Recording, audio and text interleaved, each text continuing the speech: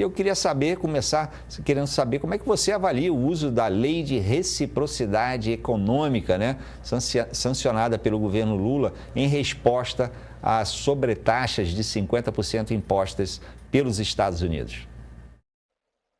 Bom, boa noite a vocês, um prazer estar com vocês aqui, a todos que nos escutam, nos assistem. Acho que nós temos aqui algumas coisas abrangentes para comentar sobre esse assunto. Primeira coisa, na minha análise com relação a essa questão da reciprocidade, o Lula não autorizou a reciprocidade, né? Vai ser feita uma análise, né, que vai ser entregue até 30 dias.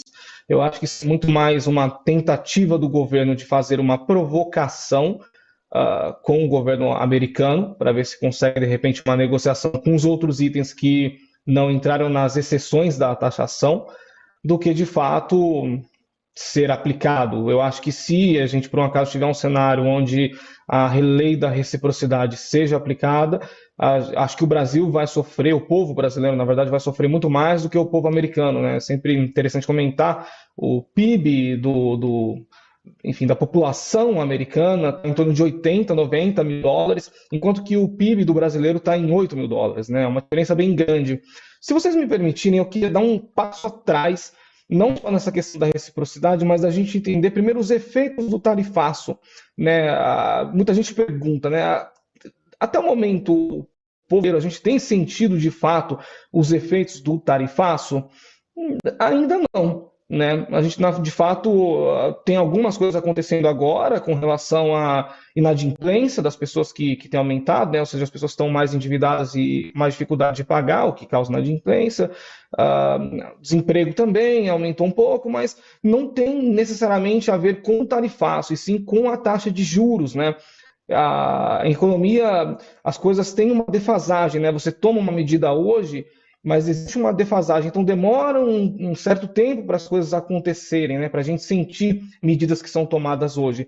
Mas ainda assim é curioso a gente analisar que taxa de juros aqui no Brasil, que está 15% e há muito tempo já está alta, ela está, e obviamente ela é mantida como, né, como todos sabem, por conta para você segurar a inflação, ou seja, desaquecer o mercado, né, o que causa maior dificuldade das pessoas pegarem empréstimo, maior dificuldade para o crédito e, por consequência, também para o empresário é mais difícil, ele tem que enxugar e isso, obviamente, vai causar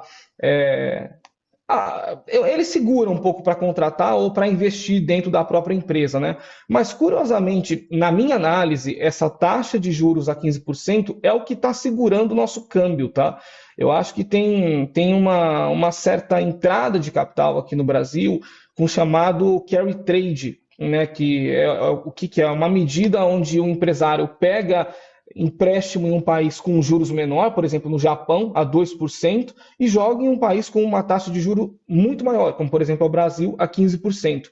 Na minha análise, eu acho que o nosso dólar não está mais alto, até por conta dessa pressão toda que a gente está vivendo aqui, o que seria normal que o dólar tivesse estressado, por conta desses investimentos que estão no Brasil.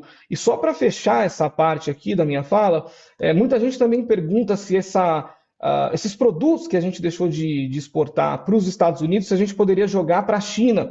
E na minha análise, a gente não consegue, porque o poder de compra do americano é diferente, né? No geral, a gente exporta produtos finais para os Estados Unidos, enquanto que para a China a gente exporta mais commodity.